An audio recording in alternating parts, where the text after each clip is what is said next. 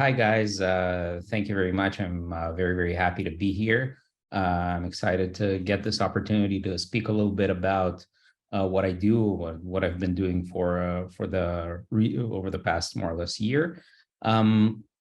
So I think we're going to just dive right in and start this show. All righty. So we're going to talk about machine learning and data science in the field of wastewater intelligence. Okay, so for those of you who kind of are familiar with machine learning and data science, I want to break down the other part of this headline and talk about what wastewater intelligence is all about, right? So the wastewater part, I think we should be pretty okay with, right? Most of us are familiar with going to the restroom or washing dishes or taking a shower when we're at home. And then bam, success, water just turned into wastewater. Okay, so this is what we would call sanitary or household water, right? So the other thing that is more interesting to us as a company is industrial wastewater, right? So what's industrial wastewater? What happens is a lot of different factories, whether they produce, I don't know, metal casings or phones or computer parts or food processing or whatever, tend to use water as part of the process. Oftentimes it's a very important part because it needs to cool parts down, wash things away, et cetera, et cetera. And then if everything goes according to plan, this water finds itself in the wastewater collection system, in the sewage, basically, along with everything it picked up along the way. So whether the water gets treated before it gets discharged into the sewage or not is a kind of an interesting topic all on its own. But then water is in the system, and this water needs to be treated by wastewater treatment facilities, as I'll talk a little bit about further on. So now we have a better or a more concrete grasp on wastewater, I hope. And the other thing that we want to understand is what's intelligence, right? So first of all, intelligence to whom, right? And in that sense, our users are the wastewater treatment facilities or whoever the governing kind of organization is. But wastewater treatment facilities are huge industrial facilities that take in all the water flowing from everything that we turn into waste. And they need to process this water such that it can later be safely returned to the water cycle. I'll give a few words about that a little later. And what are they interested in, right? So basically the system's entirely underground, right? It's typically not really monitored in real time, or it's almost never monitored unless our systems are present. And the information that they're looking to get is anything happening that requires my attention, right? So the process is very finicky. The process of getting water to the treatment facility and then discharging it is a very non-trivial process. So they need to be able to understand what's going on in the pipes. And then after they understand that something is happening, right, that there is something taking place, they need to be able to understand what that something is. And lastly, hopefully, they need to be able to take action based on what we tell them. So is there anything in the process that needs to be modified in order for the water to be treated successfully? So I just read in my kind of local newspaper today that a lot of raw sewage got dumped into rivers and the sea because of the rainfalls of the past couple of days. So basically there was an overflow. Ideally, we want to be able to do something about this, right? So it's not always possible. There are natural limits, but we want to be able to take actions such as stall the water or apply different processes or enhance the current processes. Or if everything is going according to plan and everything is fine, then turn down the intensity of the processing so as not to waste too much electricity or too much of whatever it is that they are using in the processes, okay? So this is basically the idea behind the headline of wastewater intelligence. So why is it interesting to us? And this is kind of a 30,000 feet point of view, but we all know that water is a finite resource, and specifically drinking water, water that we as humans can use, is very scarce. And it's becoming more and more scarce given the climate change that we're seeing over the past few years. Sweet water is melting into the ocean levels are rising, salination of reservoirs is taking place, droughts are happening often. So the situation with drinking water is becoming more and more severe on one hand. And on the other hand, the process, as I mentioned previously, the process of taking sewage and transporting it into such water that can be later returned either into agriculture or to water reservoirs or whatever the part of the water cycle that is most relevant is a very complicated process. It took many years and a lot of engineering insight in order to develop. Okay. And since there are a lot of different treatment, a lot of different processes polluting the water, the damage is very diverse and it impacts the water in different stages, right? So it can hurt the collection system itself, it can hurt the wastewater treatment plant, or it can hurt the downstream ecosystem in various cases, right? So the idea of being able to understand what's taking place in the water and to respond to it correctly is very useful from a lot of perspectives that eventually touch each and every one of us, because we drink the water and we eat whatever it is that's been watered by these effluent waters. All righty. So let's take a little bit of a deeper dive into what it is that our users are looking to understand. So the first thing, as I mentioned, is whether or not something of relevance happened, right? So is there an event, a pollution event taking place somewhere in the collection system? Is a facility dumping something into the wastewater that it need not dump, or dumping something that it's technically allowed to, but in higher quantities? Or is it just kind of behaving in its normal pattern, but it's still something that I need to be aware of? So once we understand that something is happening, we ideally want to be able to break it down into what it is that is taking place at the moment in the specific terms of which kind of parts of the collection system are being affected by this, right? So what are the potential or the possible effects of this event, and whether or not there is something I need to do with it right now. And then the last question that is also very important to our users is, where's the event coming from, right? Because first of all, once I understand who the polluting factory is, I'm able to approach that factory either kind of through niceties and just opening conversation with them, which oftentimes is the best route, or through various legal or other means, and through that lead to kind of the potential reduction of the pollution, right? So our main idea is to be able to interact with those factories such that the pollutant is not taking place, right? So once we identify what it is and what's happening, we're able to open a channel with these factories and tell them, listen, guys, you need to modify these processes, or you need to install a pre-treatment system, or things along these lines that eventually just reduce the overall level of pollution and make the wastewater treatment facilities' life much easier, and the water that we later get much better. Okay, so these are basically the kind of the few steps that something is happening, what is it that's happening, and who's generating this event, right? Okie doke. So I've been speaking for the past 10 minutes or so about the importance of water and wastewater, et cetera, et cetera. But this is a data science and machine learning talk. So what's the data and what are our machines learning? So I'll start with a few words about our data sources, right? So one data source that we use a lot for various purposes, and I'll go into that a little bit, is just open source data that relates to our specific domain, right? So we want to be able to understand for the locations where we're deployed, what's the population density, how the topology of the region works, what industrial facilities are present for all the reasons that I mentioned previously. The other is the proprietary data that we generate on our own using our own sensors and models, right? So the sensors are deployed wherever they are deployed, they're measuring whatever it is they're measuring, and all that data is being streamed in sometimes more or less continuously, sometimes in chunks. So we have a various array of sensors that are measuring a various array of metrics, and all that is flowing in, obviously, in order to be processed.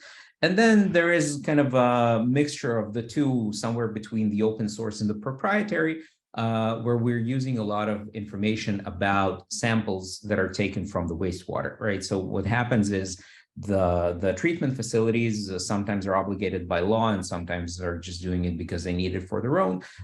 Take physical samples of the wastewater in order to understand what the constituent is. And you can see kind of on the right here, something resembling such a sampling result, where basically we measure various different quantities and we identify which of these quantities are above legal or regulatory thresholds. And this information is present kind of openly in some cases. And a lot of it is being generated by us for our customers or by our customers for themselves, and we have access to that, right? So these are kind of the main blocks of information that we're using. And so now let's talk a little bit about what this information is being used for.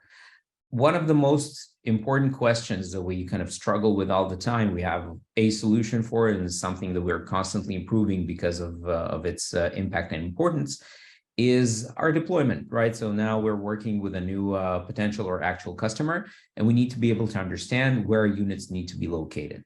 And in order to answer that question, we need to understand what kind of the ground looks like, what facilities there are, as I mentioned previously, but also how the sewage network is built and where it's kind of splitting off and joining, and where there's interaction between rainwater and sewage. Sometimes those are two separate systems. Sometimes they're connected. Sometimes they're connected, but not on purpose, right? So sometimes water is leaking from one system into another.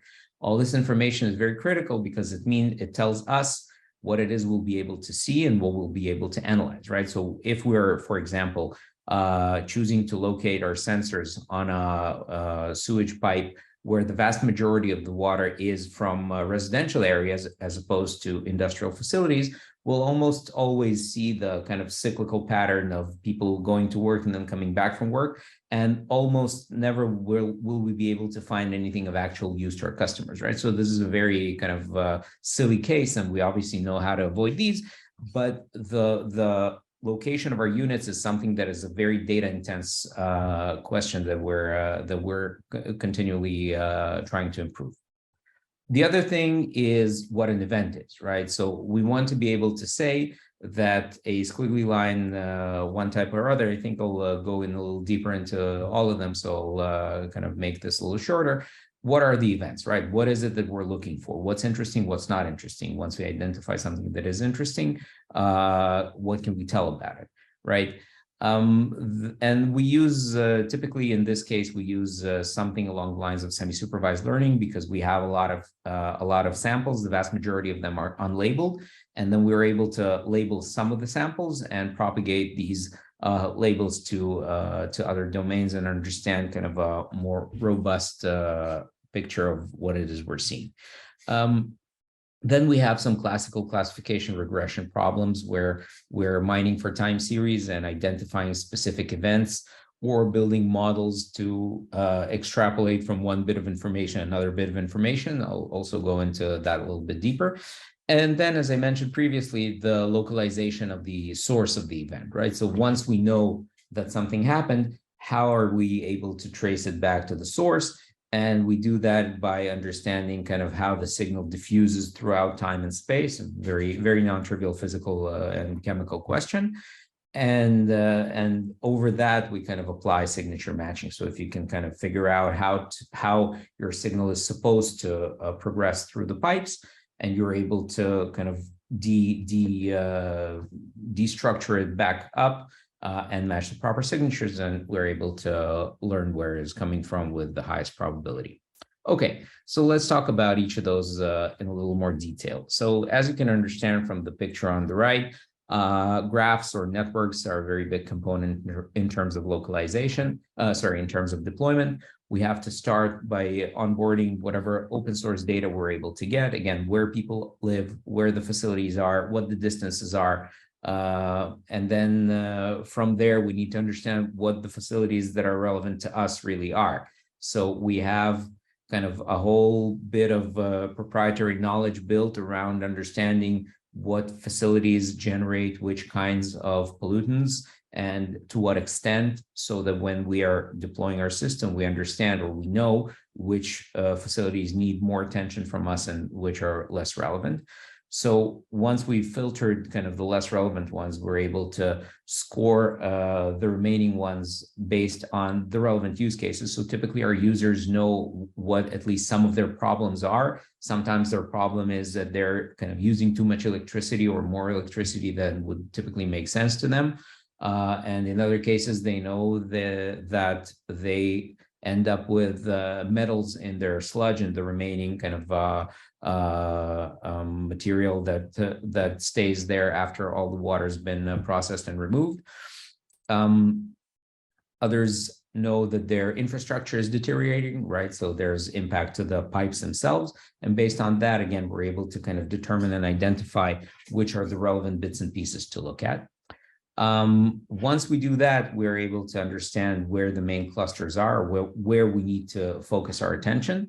And lastly, having understood where those clusters are located, we are able to identify the specific manholes where we need to be located, such that the relation between the coverage and the resolution is optimal given a specific customer, right? So potentially we could say, yeah, just put one system next to each potential factory, but that's a very costly and very inefficient way, because we are able to understand the information when the signal is to some extent involved, and we can operate much more efficiently. So optimizing these locations is, again, as I said, a very data intense problem, both in terms of how to determine who we need to see, and then having determined that, understanding where we need to be located in order to optimize our visibility. So that's one. Then the biggie, of course, is the events, right? So on the right here, you can see something that looks like an aggregation of a bunch of our sensors that are saying, well, you know, squiggly lines, right? A lot of very pretty, very squiggly lines. And then from those squiggly lines, we need to understand which of them requires attention. So you can probably see some spikes here that just eyeballing it would say, yeah, these are probably things that you need to be aware of. And then there are a lot of flats that are typically probably less interesting. Again, kind of depends on the level, but we need to be able to understand in near real time as the signal flows, what it is that are viable candidates for more in-depth analysis, right? So all these signals need to go through a bunch of machinery. A lot of this machinery is kind of statistical outlier detectors of various sorts in order to generate candidates that say, you know, this is the location you need to be inspecting more in depth.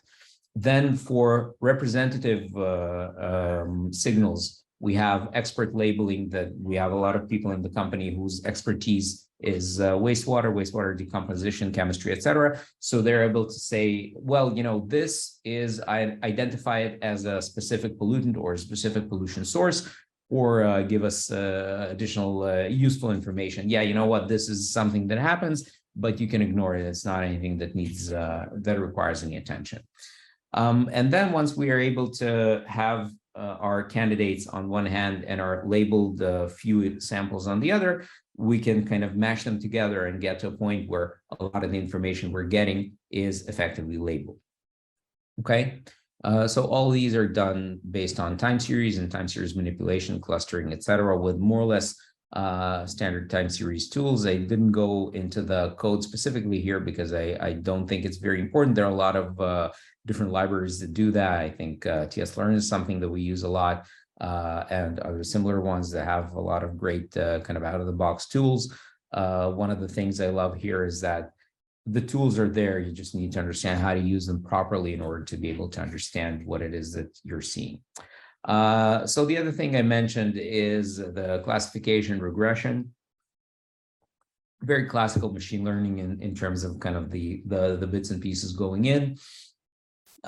So the example that you're looking at here takes a signal that's very difficult to measure in terms of the ground truth, but is very interesting to our users, and is basically using a regression model based on a much easier to measure kind of metric that we have from a sensor that we've developed. And using that sensor, we're able to kind of give a very good idea of what it is that's going on in the hard to measure bit of information. So imagine there's a system that you can in principle install and get the exact ground truth, but the system is very expensive, it's very cumbersome, it's very costly to maintain. And we've been able to replace that very, very kind of difficult system with a much easier one that is based on a very intelligent but simple sensor, and a machine learning model that regresses from one to the other.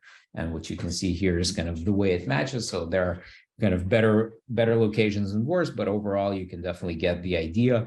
And it's typically orders of magnitude better than what our customers would have otherwise. And then in terms of classification, I mentioned a little bit earlier, right? So once we have kind of labeled information, we're able to start classifying our existing information into specific labels and understanding events from their constituents signals. Right. So those of you who have been paying attention notice that this is the same picture that I showed before, because this is a picture that goes exactly to show how our localization works. And the way our localization works is once we've identified an event and understood what the relevant signals are, we know from the data that we've collected, either from the open source information or from data that the utilities we're working with share with us, what are the potential factories that that can contribute to this kind of type of signal. And from there on, we start with what I've mentioned previously, with kind of de-diffusing the signal, understanding how what the original signal is, right? So if you think about it, we have at least 3 different processes taking place, right? So one is the signal just kind of gets, even if nothing happens to it, the signal just kind of gets smeared over time, right? That's one thing. The other thing is, because a lot of water is coming in from a lot of places, then the signal also gets diluted. So let's imagine for a second that we had kind of a unit of information somewhere upstream. So if we just take that unit in a perfect universe where just the water is flowing in one straight pipe, then this very strong spike would kind of smear out over time into something more bulky. The other thing is it's being diluted by water coming in from other locations. So the initial kind of 1 cubic meter of water is now 5 cubic meters, and this signal has been diluted 5 times over. And lastly, chemistry, right? There are a lot of different materials in the sewage. Some of them react with others, or some of them break down, or some of them kind of form bonds with others. And what you see is that the signal that you initially had is now chemically or physically, whichever you prefer, a different signal, right? So through all these, we need to be able to kind of untangle that and be able to climb up and say, yes, we understand that the signal that would generate what we're seeing now is in fact this kind of interesting spike that we want to see earlier. And then, of course, I do want to clarify that to some extent, or to a large extent, this is probabilistic, right? So there are a lot of information that we've gathered so far can tell us what the probability is, or to some extent what the probability is that a certain industry or factory or facility generated that signal. But there are a lot of kind of miracles and wonders around the world, and we've seen signals being generated in locations that don't make any sense, but we have been able to trace them up there for whatever reason, a new process, a new kind of operational method, whatever. So it's always, to some extent, understanding as best we can what it is that's going on. All righty. So I'm coming pretty close to the end of what I was going to say, and I want to kind of leave you with one important takeaway if you ignored the vast majority of what I've been saying up till now. And this is something that I repeat in a lot of fields that I work in personally, in academia and in other bits of research. A lot of our ability to generate very useful insight comes from our know-how of combining relatively easily obtainable data, or data that can be obtained without too much cost or effort, with intelligent processing. So once we take this data, which is relatively straightforward, it's not rocket science, it is very non-trivial, right? Don't get me wrong. but it is something that is basically, if you're very interested in the majority, or at least some of our sensors, you can go to a provider and buy these sensors and kind of use them on your own. These sensors are relatively simple, relatively easy. Once you put them into an intelligently built box, the information that you can get out on the other side is kind of much more interesting and can give a lot more actionable insight to our users. So that's it, guys. Thank you very much.